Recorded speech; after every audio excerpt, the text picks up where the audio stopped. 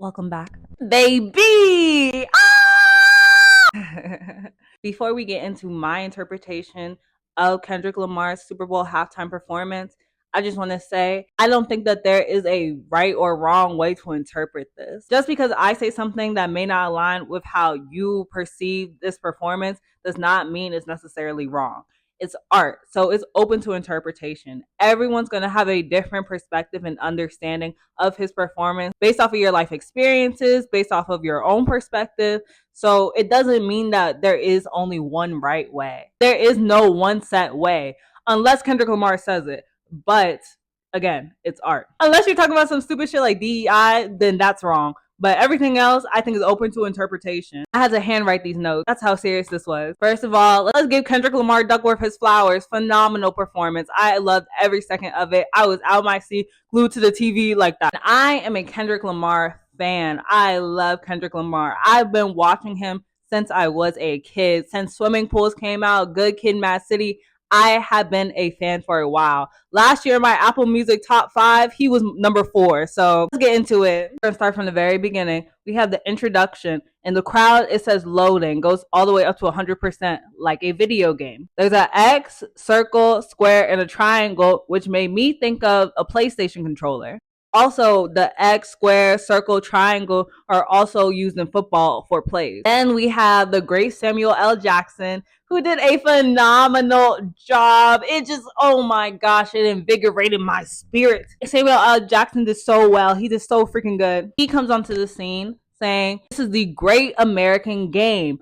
I'm your Uncle Sam." Now, the great American game, we know it as football. Football is a very American sport. Other countries know football as soccer, but we know it as you throw a football, you get a touchdown, all those things. Great American game being football because we're at the Super Bowl, but the great American game is capitalism. Uncle Sam historically has been a symbol of the government. It was used as propaganda back in the day to recruit people into the military. Now we know it more so as Uncle Sam's going to get you if you don't pay your taxes. It also has a double meaning, especially to Black Americans, which is why choosing Samuel L. Jackson to play Uncle Sam is so genius. Samuel L. Jackson played this character in this movie called The Django, where his character loved his master. It was a slave movie. He loved his master. He would do anything for him. He was subservient. He was submissive to his master, including do his own people in. He would snitch on his own people just so he could please his master. Seeing Uncle Sam say all of these things, saying his performance was too loud, too ghetto, at least for me, was just so personal and reminiscent of real instances I've had in my life where I've been policed by older Black people on how to behave to appear more palatable to white people in white spaces. Even if I was in a group of Black people, Black people, especially our elders, have been conditioned to behave a certain type of way, and that is how they play the game. That's the only way they know how to play the game. So Samuel L. Jackson playing Uncle Sam also can have a double meaning for being an Uncle Tom, someone who only operates a certain way just to be palatable and appease white audiences. Now, going into the great American game, capitalism. To me, it's a broader topic on class consciousness, because although capitalism, the game, is not specific to Black people are the only ones, for the most part, who can actually see it for what it is, which is a game. Black people are never given these rose-colored glasses to see it from a different lens. Whether those rose-colored glasses is a symbol for white privilege, or maybe if your parents an immigrant and you just don't really know the history. Black people, for the most part, have been dealing with the game head on. And now with all these things happening politically in our world, when people say they're waking up, that is what they're waking up to the game of capitalism and the actual truth about it. But Black people have known since the dawn of time. I'm going to say for a majority of us. Now we get into the start of the performance. Kendrick starts off with a freestyle. In this freestyle, he says, "No more handshakes and hugs. The energy only circulates through us.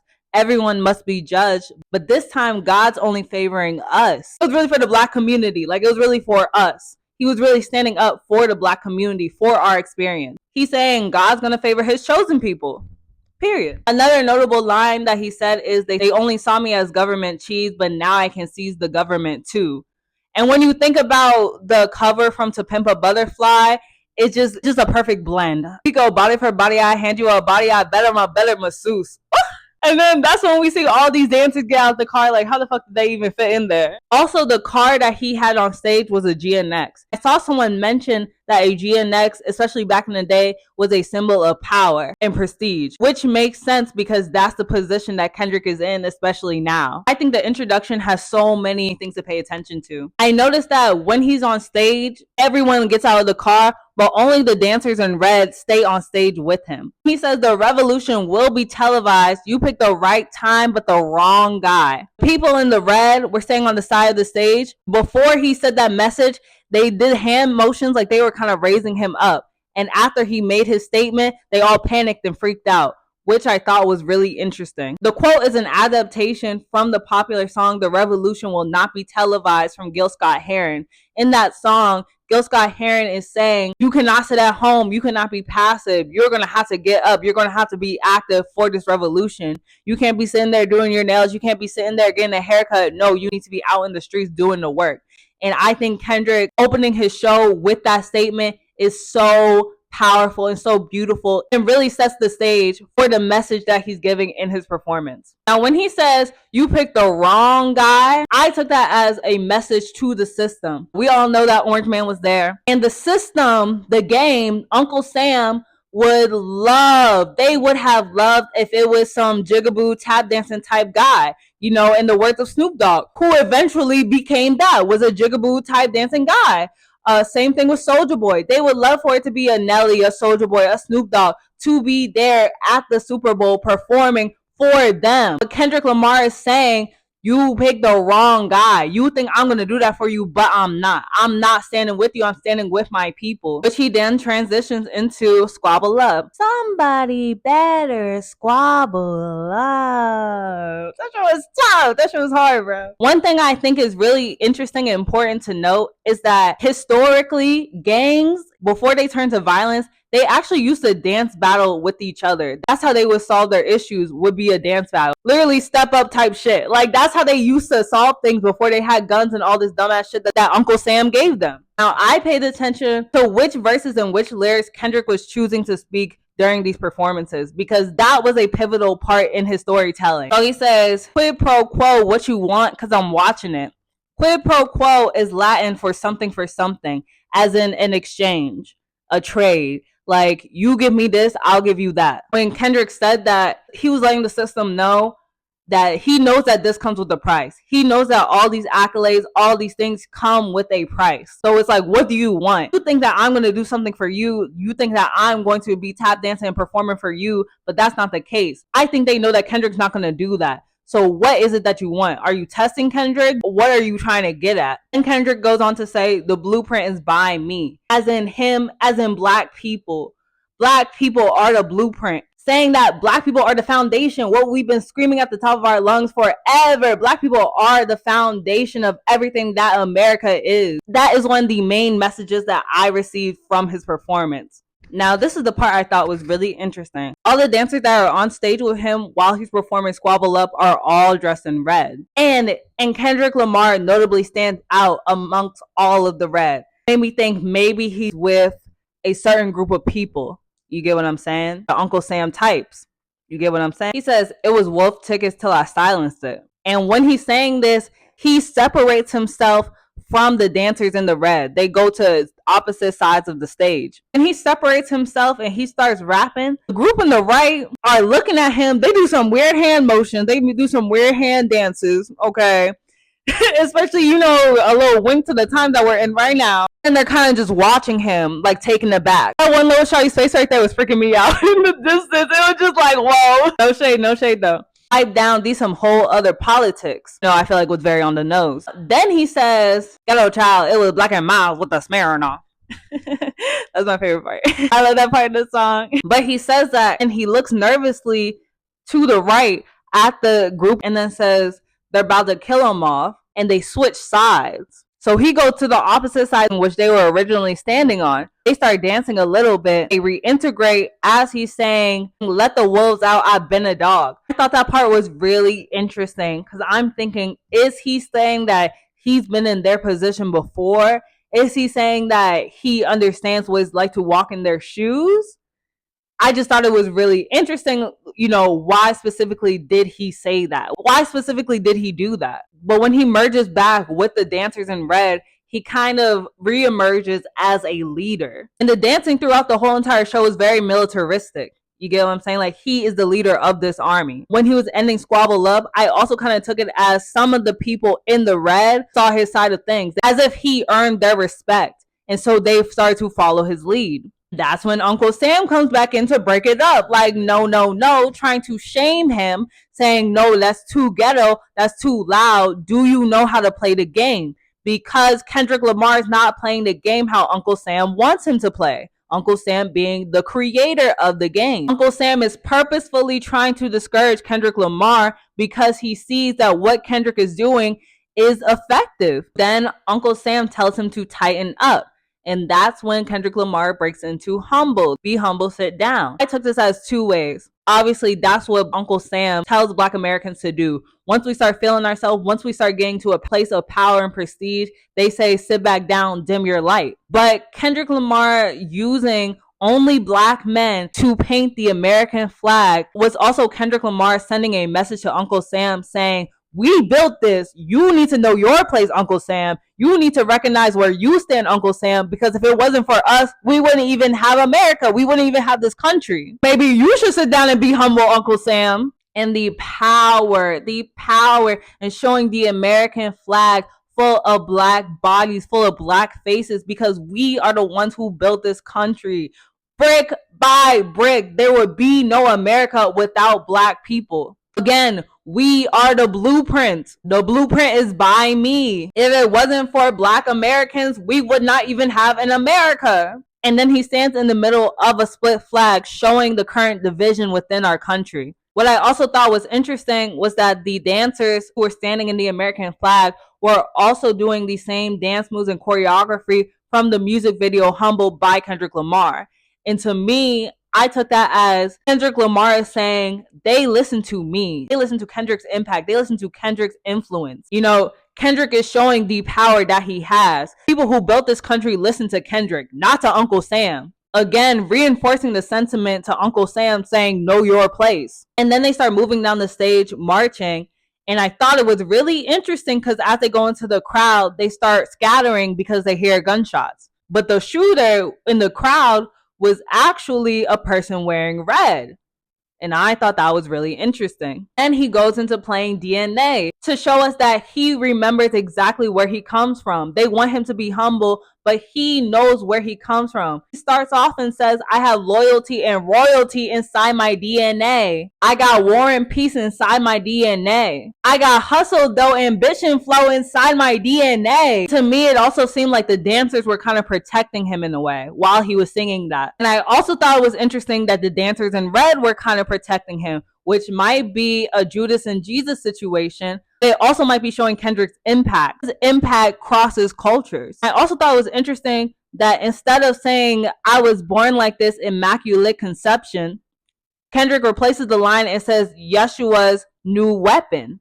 Twice. He says that twice. And for those who don't know, the name Yeshua is the original or maybe alternative name for Jesus. So he's saying Jesus' new weapon, like Jesus' new soldier. Now he ends singing DNA. Instead of saying, I wish I was dead, because that's the original line, he says, I wish I was, and he stops and says, hold on. And Euphoria starts playing. And he was cooking. Euphoria started playing. I felt so seen. That was my favorite song out of the whole rap beef. Oh my gosh, I felt so seen. It caught me so off guard too when I was watching it. I was like, wait, I know this song. And I think he chose Euphoria is because that was him fighting back, especially the transition. Because instead of saying, I wish I was dead, he's finding the will to fight back. Makes perfect sense when you think about it in the context of the rap beef, because after Drake dropped push-ups, Euphoria was Kendrick getting his lick back. Now, when he starts off with Euphoria, and the crowd says, warning, wrong way. The timestamp on the video is 444. Just had to say it. So I took that as, is that Uncle Sam is telling him, wait, you were doing so well. You were minimizing yourself. You were putting yourself down. You were with your roots, but you weren't really doing anything about it. Like, you were there,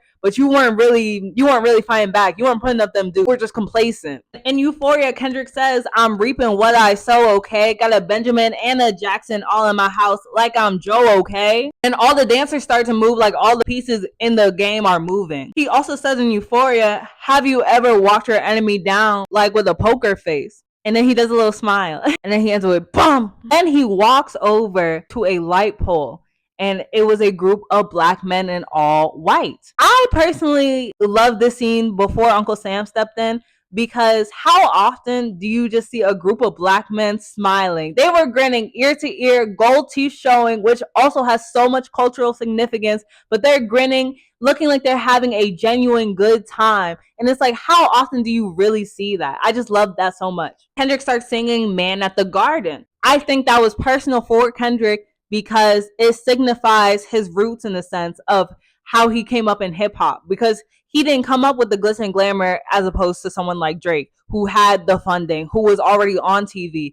Kendrick started on the streets. Kendrick started rapping in ciphers. He started rapping on the streets, which they don't really have much but themselves and their voices. You get what I'm saying? Like, it's so beautiful. It's so crazy. To me, what Kendrick was saying is he can still be who he is. He's saying, I deserve it all. He can still be who he is. He can still enjoy what he enjoys and has the success that he has, which is true. We see it for our very eyes. I just thought it was so powerful. I thought it was so powerful because he's saying, I deserve it all. I deserve to be proud of where I come from, to be around who I want to be with, to embrace my culture, and still have the success that I deserve. I deserve it all. And of course, what happens when white people see black people having too much fun? They gotta come in. They gotta bring in Uncle Sam. And that's exactly what happened. You really have to pay attention to Kendrick's facial expressions during this part. I personally loved it. It was such a genuine moment. Like, the way he captured it was so perfect, because we've all had that experience where it's like, you're just having a good time with your friends, bro. You're not hurting nobody. And all of a sudden, this little Karen, whoever, just gonna come in and blow your shit. Like, and you just see his face, the facial expression he made,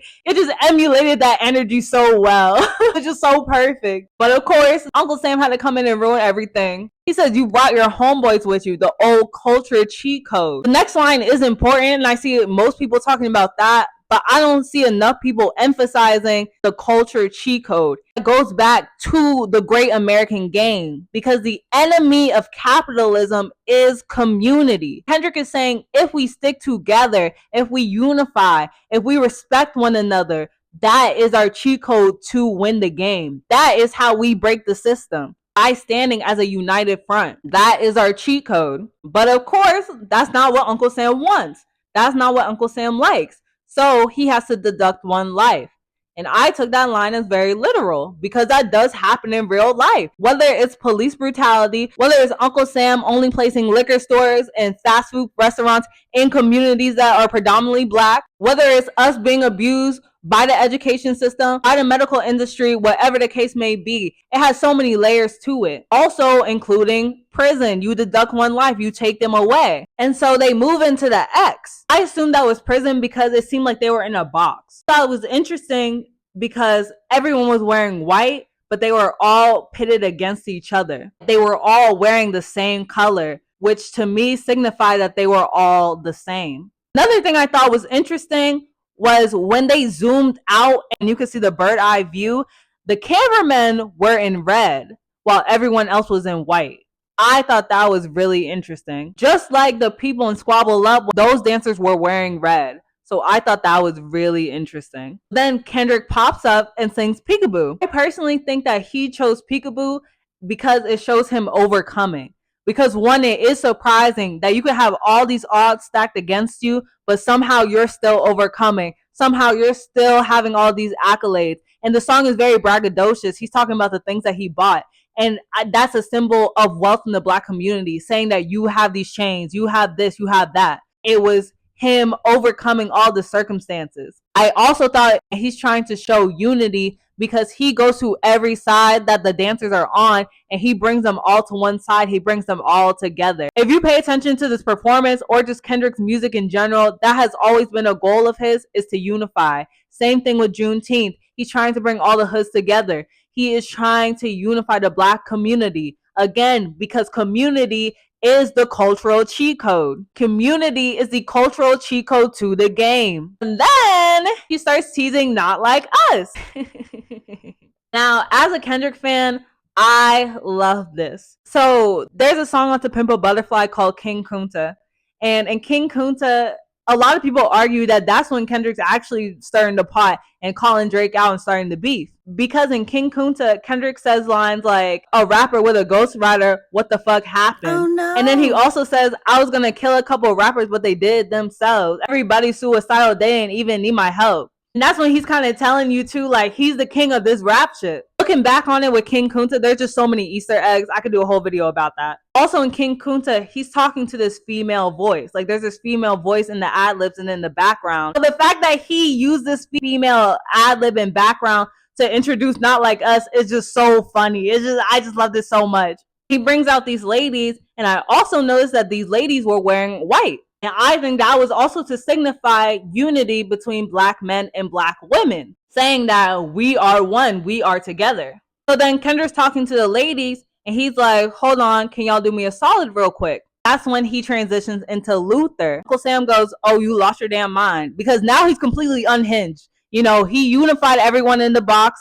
Now he's moving on to the ladies. Like, he is going completely against the grain. He's going completely against what Uncle Sam wants him to do. However, when Kendrick transitions into Luther, how I interpreted that was Kendrick is saying, you can do what you want to do, you know what I'm saying? Because he was going to get to business. He was going to sing Not Like Us, but he had to handle business at home. He had to take care of his lady first. He had to make sure everything was good there before he got into the bullshit. I also think it does emphasize when he starts rapping Luther and all the dancers behind him are women and they all kind of fall in line. You get what I'm saying? Because he's being a real man. He's taking care of his business. They're following his lead. He's handling his business. He being a real man. You're going to fall in line naturally. Women are going to fall in line naturally.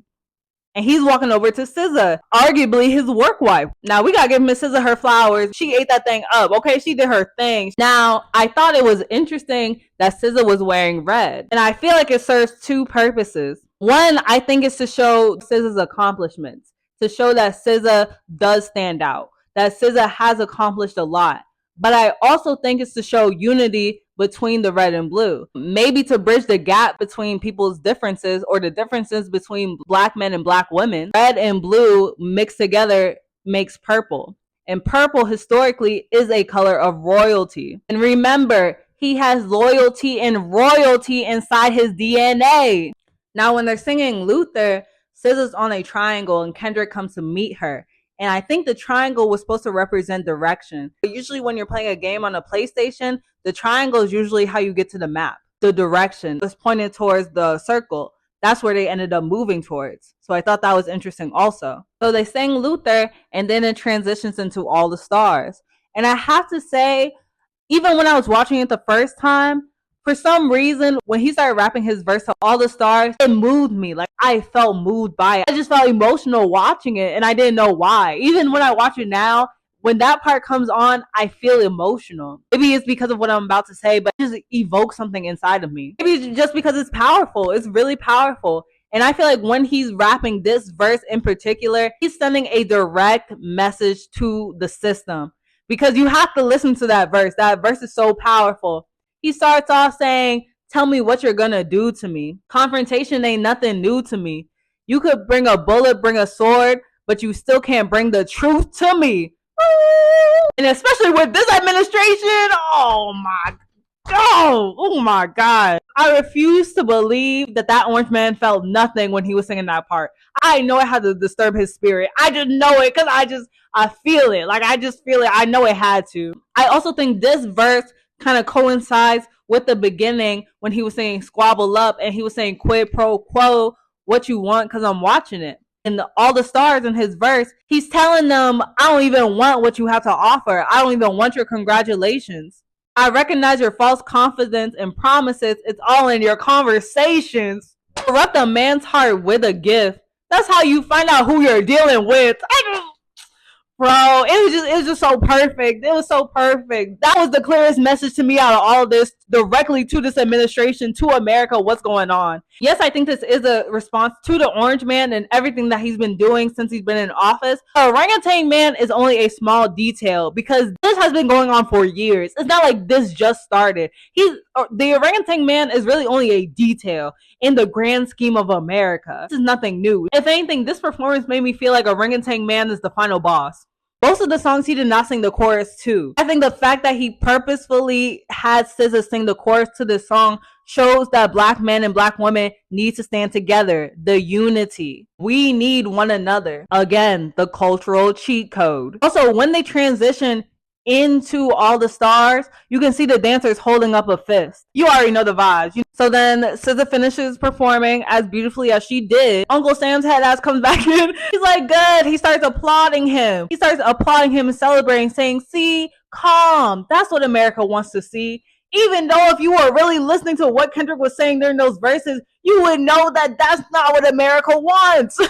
Like Andre 3000 said, you don't hear me, you just want to dance. Uncle Sam saying good job, applauding him for doing something that was calm, I think is a representation of how we'll be doing our own thing. Because Kendrick was doing that for himself. He was taking care of business for himself. He was sending a direct message for him, for his community. And for some reason, Uncle Sam is thinking it has something to do with him. Like, it was a representation of those people who are calling this performance boring. Because Kendrick made you listen. Even though he says, even if we were at the Louvre, you still wouldn't get the picture. So then Kendrick handles his business with SZA, his work wife. He handles his business at home. He handles his business with his lady.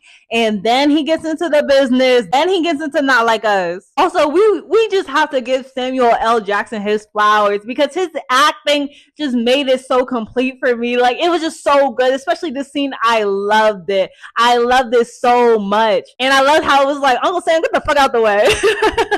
But then going back to King Kunta, when Kendrick says, rapper with a ghostwriter, what the fuck happened? And the female voices say, oh no. That's exactly how he transitioned to Not Like Us. Oh no. I just loved it. I love this so much. I love this so much. So Kendrick says, it's a cultural divide. I'm going to get it on the flow. Going back to the American flag being split in half. Also, I think a cultural divide in hip hop. And then he says, 40 acres and a mule. This is bigger than the music. Now, 40 acres and a mule, for everyone who does not know, refers to the actual 40 acres and a mule, which the government, Uncle Sam, promised to enslaved black people after slavery ended and said that they were going to compensate black people for the work that they put in. And it was going to happen. Abraham Lincoln had it in place. Then he got assassinated. Andrew Jackson came into office and said, hold up, no the fuck y'all are not going to get 40 acres and a mule, and took it back. Mind you, Andrew Jackson is the orangutan man's idol. Also, 40 Acres and a Mule is a reoccurring theme and topic within To Pimp a Butterfly, which I think is so important and relevant because that's the same album that King Kunta is on. I also think he was talking about ownership. It's time to take back our influence. It's time to take ownership, take back our ownership. The black community, it's time to take back our ownership of this country, of the things we built in this country, our influence culturally, physically, emotionally, mentally, everything. It's time for us to claim it back, claim back what's ours. This is bigger than the music. And then he says, you can try to rig the game, but you can't fake influence. I think this has two meanings. One, we're going to go with the obvious, with the music industry. It's just so funny that Drake really put out this lawsuit saying that UMG was inflating Kendrick's sales so that Not Like Us will have 1 billion streams plus.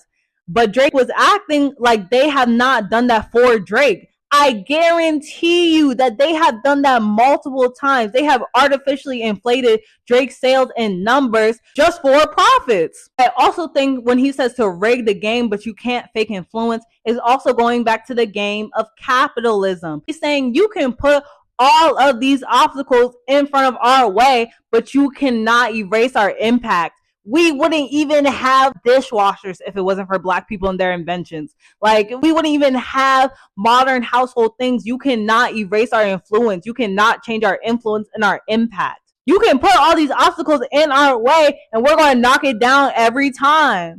Again, because we are the blueprint. The blueprint is by me. And then we transition into Not Like Us. And you gotta give it to Kendrick because the transition was so smooth. The intro was so freaking smooth, bro. That shit gives me hype. I love it so much. A lot of people like to dim down this moment and dim down the rap beef because they don't understand it. And they're just saying Kendrick is the biggest hater. But that's not really what's happening. It's not only against Drake, but also what Drake represents, the whole music industry. Mind you, this song won 5 Grammys. Not Like Us won 5 Grammys. Song of the Year and Record of the Year. It crossed cultural boundaries, bro. This song is just showing you the impact of hip hop. You can't fake influence. Like, it's bigger than the music. In the song, even though Kendrick didn't say it on stage, in Not Like Us, Kendrick calls Drake a colonizer. It's a protest against infiltrating our culture and exploiting us. Now, there was a lot going on there too. I think that yard they were on was supposed to symbolize a prison yard. Kendrick is kind of standing alone with the women behind him, but it seems like he's up against everybody, which I think is also symbolic of the song, like what he did in the rap beef, because he was up against a giant. Drake was an industry giant, and Kendrick knocked that man down. He knocked him the fuck down, bro. But also, a lot of people, a lot of artists did not want him to perform this song. Even Charlamagne's goofy tap dancing ass was sitting there with Andrew Schultz. Andrew Schultz, a man who was making jokes about raping Kendrick Lamar in prison. And Charlamagne let it slide. Charlamagne was saying that he shouldn't do Not Like Us. So many people were saying he shouldn't do Not Like Us, when yes the fuck he should. Yes the fuck he should have done Not Like Us, and I'm so happy he did it. With that same idea, saying that Kendrick was standing up against industry giants. Felt like he was on his own, but he had the people on his back. Kendrick's moving into the crowd. He says, I'm finna pass on his body, I'm John Stockton, which I love that line. But when he says that, most of the dancers fall and kind of make this chalk outline as if, you know, they're dead. And I feel like that can have a lot of meanings. But how I just took that as he murked Drake. Like, he did the damn thing. He beat his ass, bro. Okay? Drake had them bullet holes in his hoodie for a reason. Cooked. It's done, bro. But also what I thought was interesting, when all those dancers fell, there was a circle of dancers who were just wearing white. You know, going back to the chosen ones. Everyone's getting judged, but God is favoring us. So I thought that was really interesting. And the way the crowd screamed A minor, you can't fake influence. You can't fake influence. And then we see Kendrick surprise the beautiful Serena Williams, which is hilarious because that is Drake's ex. Then not speak on Serena. She's on the light pole crip walking, which has a lot of cultural significance. She even says that if she was crip walking like that at Wimbledon, that she would have been fined, which I think is just so important for that moment. And especially if it's a prison yard that they're actually on, is a symbol for how Black women and Black bodies are policed, like how heavily we're policed for something that's just cultural. That's just cultural to her. That's just native to her and who she is. I also just think it was interesting choosing Serena Williams to be there, not just because of Drake, but also because of her history in tennis. And also Beyonce also featured Serena Williams in her music video, Sorry. So I just thought it was a very interesting choice all around. And of course, emphasizing the message to protect Black women and protect our culture. Are you my friend? Are we locked in?